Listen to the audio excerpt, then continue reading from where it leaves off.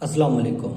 तो पाकिस्तान अफेयर्स की सीरीज़ का आज हमारा दूसरा लेक्चर है। आज हम गजनवी डायनेस्टी के बारे में पढ़ेंगे कि गजनवी डायनेस्टी का वो कौन सा हुक्मरान था जिसने सब कॉन्टिनेंट पे 17 हमले किए वन बाय वन। तो गजनवी डायनेस्टी को समझने से पहले हमें थोड़ा सा बैकग्राउंड समझना पड़ेगा। उस वक्त का जो सेंट्रल एशिया था, अफ़गानिस्तान था, ईरान था, वहाँ पर जो हुकूमत थी वो थी खुरासान की हुकूमत थी। तो जो अल बख्तगीन था उस वक्त वो था किर्गिस्तान का गवर्नर था, एक छोटी सी हुकूमत थी, उसका गवर्नर था। तो अल बख्तगीन क्या करता है, खुरासान से बगावत करके अपनी एक छोटी सी हुकूमत बनाता है। उसके बाद अल बख्तगीन का कोई बेटा नहीं होता, तो अल बख्तगीन क्या करता है, एक मार्केट से एक गुलाम खरीदता है जिसका नाम होता है सुब्तगीन। सुब्तगीन बेसिकली तुर्क नस्ल से था और उनको ही अपना वो दामाद भी बनाता है। उसके बाद जो अल बख्तगीन होता है उसकी वफ़ात हो जाती है, तो उसके बाद जो उस हुकूमत का वारिस बनता है वो सुब्तगीन बनता है। सुब्तगीन उनका जो गुलाम होता है वही उसका वारिस बनता है। उसके बाद सुब्तगीन क्या करता है, अपनी बाउंड्रीज़ को एक्सपेंड करना शुरू कर देता है। वो किर्गिस्तान से लेकर गजनी तक हमले करता है। गजनी पे जब हमला करता है वो साल होता है 977 एडी का। तो 977 एडी में जैसे ही वो गजनी पे हमला करता है, इसी के साथ गजनवी डायनेस्टी की शुरुआत भी हो जाती है। तो सुब्तगीन अपनी बाउंड्रीज़ को एक्सपेंड कर चुका होता है किर्गिस्तान से लेकर गजनी तक। इसके दौरे हुकूमत में एक इवेंट होता है। उस वक्त जो पेशावर से लेकर लाहौर तक का जो इलाका था, उस वहाँ का जो राजा था वो था राजा जयपाल। राजा जयपाल क्या करता है, खैबर पास से एंटर होकर अफगानिस्तान पे हमले करता है। तो सुब्तगीन उसके बदले में वो क्या करता है, 986 एडी में राजा जयपाल पे हमला कर देता है पेशावर में। तो उस जंग के बाद राजा जयपाल को शिकस्त होती है और सुब्तगीन अपनी बाउंड्रीज़ को एक्सपेंड नहीं करता बरे सगीर में, वो वापस आ जाता है गजनी। उसके बाद 997 एडी में जब सुब्तगीन की मौत हो जाती है तो उनके दो बड़े बेटे होते हैं, एक महमूद गजनवी, दूसरा इस्माइल।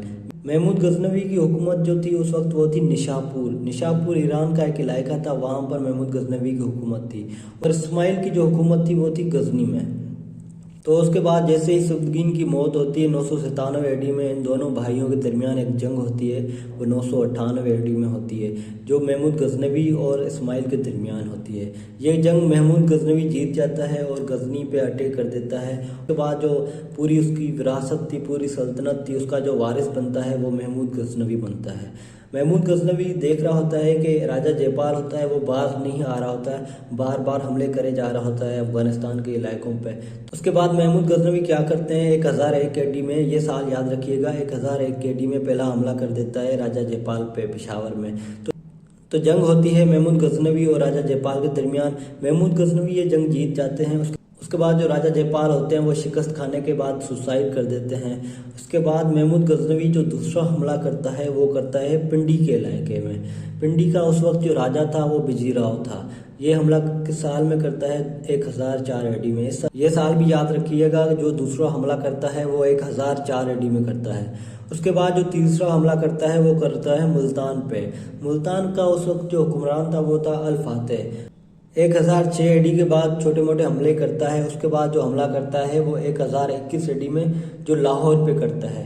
तो 1021 में जैसे लाहौर पे हमला करता है तो वो अपना एक गवर्नर होता है जिसका नाम है मलिक अयाज, उसको आयद कर देता है। तो मलिक अयाज पहला मुस्लिम गवर्नर था लाहौर का। इसके बारे में क्वेश्चन ये आ सकता है कि पहला मुस्लिम गवर्नर कौन था, वो था मलिक अयाज।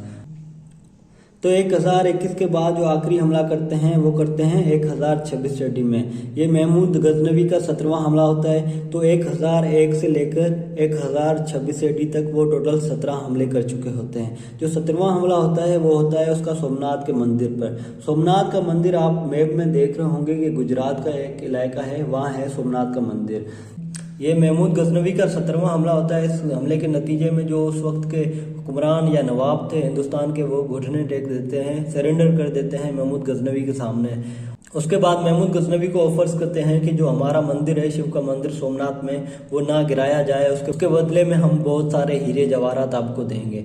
और महमूद गजनवी उस वक्त ये ऑफर ठुकरा देता है और महमूद गजनवी कहता है कि मैं बुत शिकन हूँ, बुत परस्त नहीं हूँ, आइडल ब्रेकर हूँ, आइडल सेलर नहीं हूँ। इसी वजह से महमूद गजनवी का जो टाइटल है वो आइडल ब्रेकर है। उसके बाद वो मंदिर गिराता है। मंदिर में जो हीरे जवाहरात मिलते हैं वो जो हिंदू पंडित, हिंदू राजा जो ऑफर कर रहे होते हैं उससे भी कई मिकदार में ज़्यादा थे। उसके बाद महमूद गजनवी को सोमनाथ से ही कोहिनूर मिला। कोहिनूर के बारे में अगर क्वेश्चन आ जाए कि महमूद गजनवी को जो कोहिनूर मिला वो कहाँ से मिला, महमूद गजनवी को जो कोहिनूर मिला वो भी सोमनाथ से मिला। तो महमूद गजनवी ये आखिरी हमला करके वापस आ जाता है अपने शहर गजनी में। उसके बाद 1030 AD में उनकी डेथ हो जाती है। ये साल याद रखिएगा कि महमूद गजनवी की डेथ कब होती है, 1030 AD में। और जो गजनवी डायनेस्टी का शुरुआत होती है वो 977 में होती है। जो इख्तिताम होता है वो 1186 में होता है। उसके बाद महमूद गजनवी के बाद महमूद गजनवी के बेटे होते हैं, उनके बारे में कुछ ज़्यादा क्वेश्चन नहीं पूछे जाते। ये क्वेश्चन पूछा जा सकता है कि महमूद गजनवी के बाद जो हुक्मरान था वो उसका नाम था मसूद गजनवी। तो मसूद गजनवी के बारे में कोई खास क्वेश्चन नहीं पूछे जाते। उसके बाद गजनवी डायनेस्टी का जो आखिरी हुक्मरान था वो था खुसरू मलिक।